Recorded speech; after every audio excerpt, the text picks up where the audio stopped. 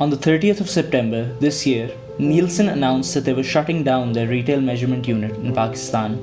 The American data and information firm has had a large stake in Pakistan's retail data measurement and has set a gold standard. With years of antiquated business practices, human error, and the demand for precise data means Nielsen's clients were beginning to complain, and the COVID-19 pandemic has not helped.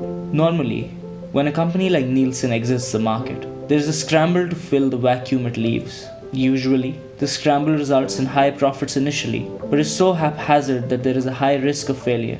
This is where Dr. Umar Saif comes in.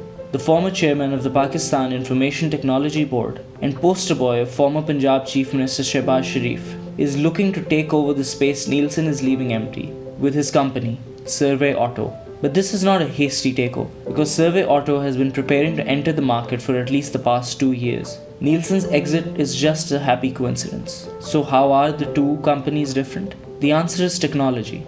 SurveyAuto was preparing to be a technological disruption, one that provides more accurate information than any existing company. Taimur Hassan reports.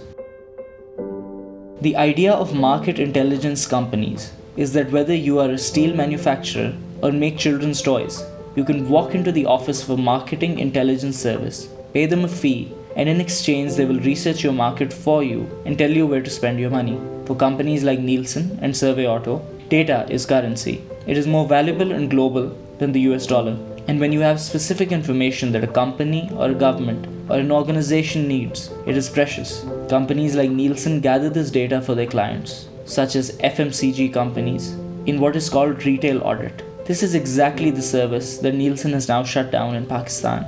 So where did things go wrong for Nielsen? Large FMCGs have trusted Nielsen over the years to provide accurate data and market information that has gotten them results. So was it really just a question of post-COVID realities being too harsh? The way Nielsen generates market insights is that the company, in its individual capacity, is constantly engaged in market research that it perceives as valuable for big manufacturers. The reports are then furnished to FMCGs that have subscribed to such market research. However, in recent years, small discrepancies in Nielsen's data have become more regular, making their clients distrustful of them. Problem was, the competition was no better. And even more importantly, if Nielsen was getting their regular run-of-the-mill bread and butter reports wrong, could their tailored surveys for individual clients be trusted? All the surveys carried out by Nielsen are conducted by a fleet of auditors which incurs huge census, pre-survey, actual survey, logistics, and personnel costs. Data collection and reporting costs are separate and end up being ridiculously expensive. That is why SurveyAuto's planned disruption is so timely. The data collection intelligence industry has not been penetrated by technology startups as of yet. And for Dr. Umar Saif, his disruption does not end in just Pakistan. The reason Nielsen came to Pakistan is that their clients, like Coca-Cola or Nestle, came to Pakistan and they followed. By the same logic, if Coca-Cola and Nestle now hire SurveyAuto and get their desired results, they may ask SurveyAuto to spread to other parts of the world where they need them.